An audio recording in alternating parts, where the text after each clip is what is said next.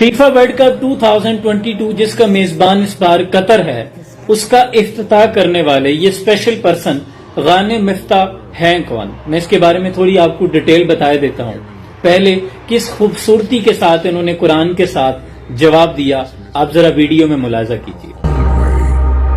And now the world feels even more distant and divided. How can so many countries, languages, and cultures come together if only one way is accepted? يا أيها الناس إنا خلقناكم من ذكر وأنثى وجعلناكم شعوبا وقبائل لتعارفوا إن أكرمكم عند الله أتقاكم. We were raised to believe that we were scattered on this earth as nations and tribes so we could learn from each other and find beauty in our differences. I can see it. غانم مفتاح 5 مئی 2002 کو قطر میں پیدا ہوئے۔ پیدائشی طور پر اس عارضے میں مبتلا تھے کہ آپ کی ریڑھ کی ہڈی کا نچلا حصہ نشو و نما نہیں پا سکتا تھا، اس طرح آپ دوسرے لوگوں سے منفرد ٹھہرے۔ آپ کی والدہ نے ابتدائی تعلیم کے لیے بہت سے سکولز کے چکر کاٹے لیکن کہیں بھی ایڈمیشن نہیں ملتا تھا۔ بالآخر ایک سکول میں ایڈمیشن ملا، لیکن آپ کی اس معذوری کی وجہ سے بچے آپ کے ساتھ نہیں کھیلتے تھے۔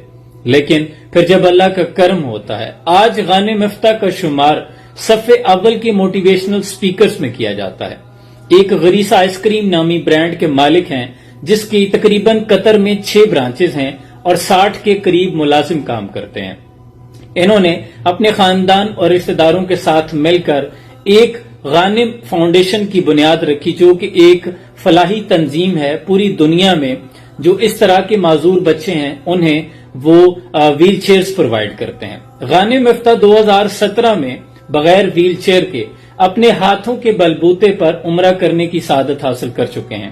اس کے ساتھ ساتھ اپنی تعلیم کے دوران انہوں نے گلوز پہن کر ہاتھوں کے ساتھ فٹ بال بھی کھیلا ہے اور ساتھ ہی ساتھ تیراکی میں بھی مہارت رکھتے ہیں۔ غوطہ خوری میں 200 میٹر کا ریکارڈ قائم کر چکے ہیں۔